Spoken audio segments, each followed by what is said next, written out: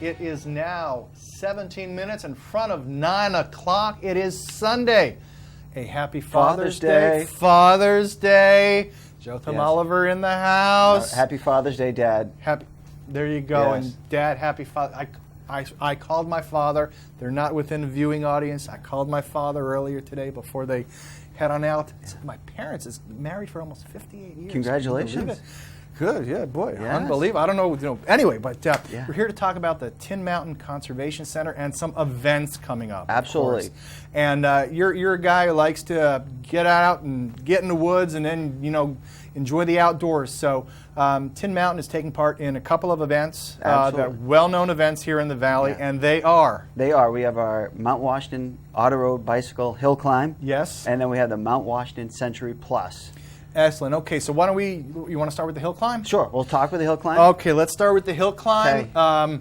I suspect the field may be full.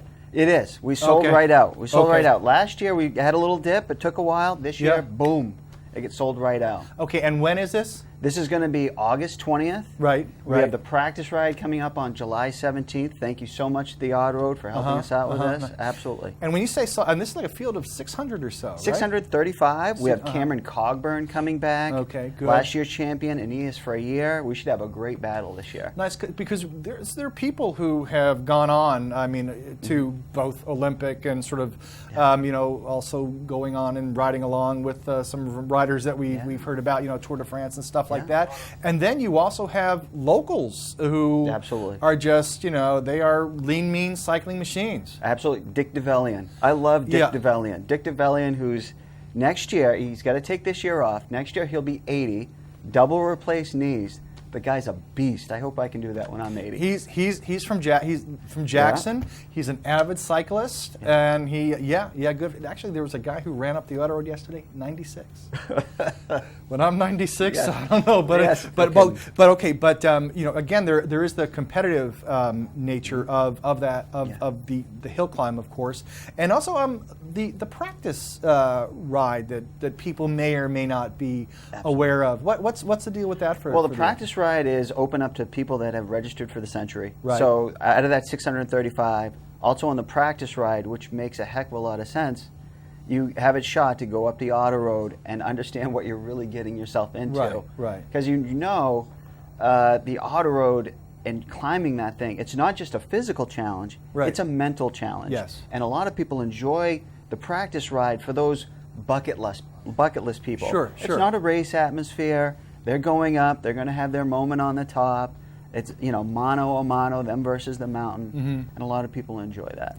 Nice, and also so that's sort of like the showcase kind of thing. And I think I was up last year, and Marty Shea was one of the announcers. She's good. And then the guy who's on NBC and does the ski jumping, he also was one of the announcers. Yeah. He's like a former Harvard ski coach or something. Well, this year we have Richard Fraze coming back, who's big in the cycling network. Right. He is also the head of the Massachusetts Bike Coalition. Right. Happy to have Marty's coming back. God bless Marty. Yeah. I mean, for her. if I could take a second, we could talk about my sponsors.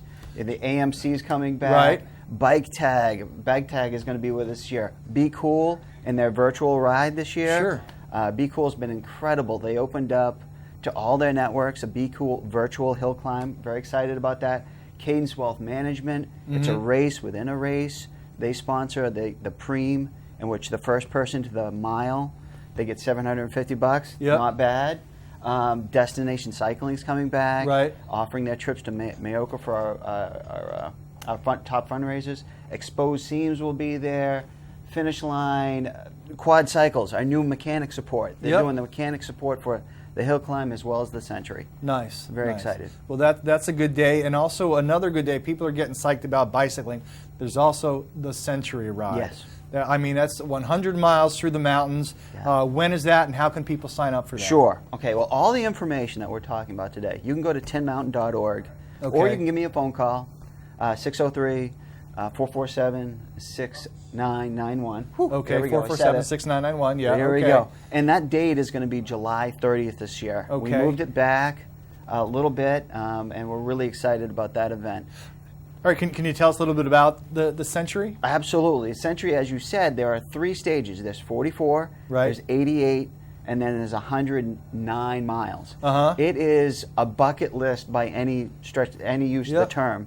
People come to do this event. It's the best supported event. We have the best aid stations I put against anybody in New England. We have great volunteers. We got Mr. Pretzel at the aid stations. We got bagels. We get all the salt and sodium with pickles. We go all out. People come back.